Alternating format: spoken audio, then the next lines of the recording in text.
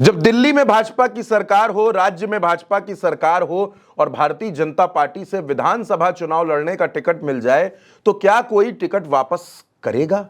कोई कहेगा कि मैं भाजपा के टिकट पर चुनाव नहीं लड़ूंगा, मैं टिकट वापस कर रहा हूं, और उसके साथ ये कह दे कि मेरे पारिवारिक कारण हैं? क्या यह बात आपको हजम होती है? हमको भी नहीं हुई। लेकिन जब बिहार से यह खबर आई कि बांकीपुर सीट के उपचुनाव में प्रत्याशी बनाए गए अभिषेक उर्फ बंटी सिन्हा ने अपना टिकट वापस कर दिया है। पहले तो उन्होंने नामांकन किया और नामांकन के फौरन बाद उन्होंने, एक दिन बीता था, उन्होंने कह दिया कि हम चुनाव नहीं लड़ेंगे। अब इसमें कई तरह की बातें सामने आ रही हैं।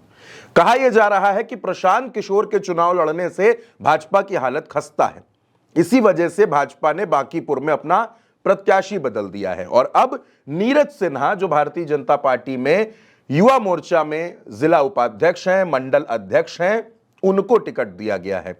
नीरज सिन्हा अविवाहित हैं, 32 साल के हैं और भारतीय जनता पार्टी से उनका परिवार भी जुड़ा रहा है। उनको अब बांकीपुर में चुनाव लड़ने के लिए भेजा गया है। बांकीपुर में उपचुनाव क्यों हो रहा है? क्योंकि नितिन नवीन, जो भारतीय जनता पार्टी के राष्ट्रीय अध्यक्ष हैं, वो यहां से विधायक थे, उन्होंने इस्तीफा दिया, जिसके बाद यह सीट खाली हो गई।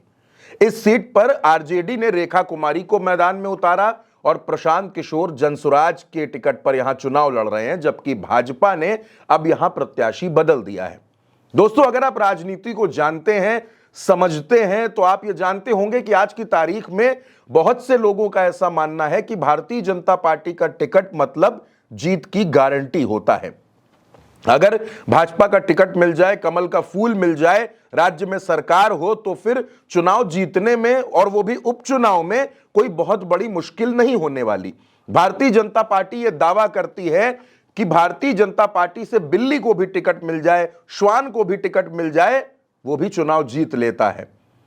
ऐसी स्थिति में क्या बंटी सिन्हा को यह भरोसा नहीं था कि वो चुनाव जीत जाएंगे? क्या उनको अपनी जीत पर डाउट था, या फिर यह डाउट भारतीय जनता पार्टी को था कि बंटी सिन्हा सीट नहीं निकाल पाएंगे? बंटी सिन्हा नितिन नवीन के बड़े करीबी लोगों में शुमार होते थे। उनको टिकट मिला और टिकट 24 घंटे भी उनके पास नहीं रहा, नामांकन के बाद वापस हो गया।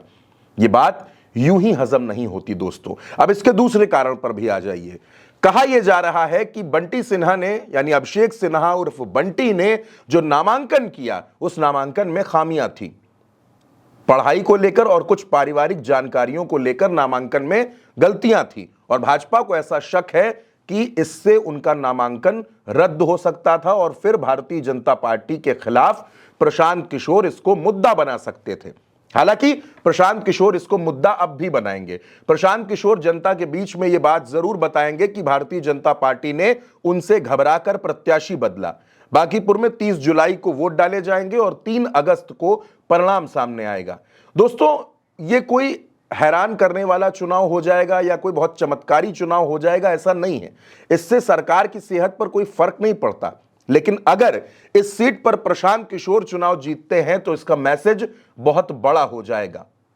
आप जानते हैं, उपचुनाव हमेशा सत्ता के इर्द गिर्द रहता है, और जब उपचुनाव हो, ऐसे में प्रत्याशी ये कह दे कि वो चुनाव नहीं लड़ेगा और वो सिंबल वापस कर दे, टिकट वापस कर दे, तो इस पर सवाल उठना लाजमी है दोस्तों, जैसा बांकीपुर में हो रहा है। अब बैठे बिठाए भारतीय जनता पार्टी ने प्रशांत किशोर के हाथों में एक मुद्दा दे दिया है। अब प्रशांत किशोर इस मुद्दे को जनता के बीच किस तरह से लेकर जाते हैं, और क्या नीरज सिन्हा भारतीय जनता पार्टी को इस सीट पर चुनाव जिता पाएंगे?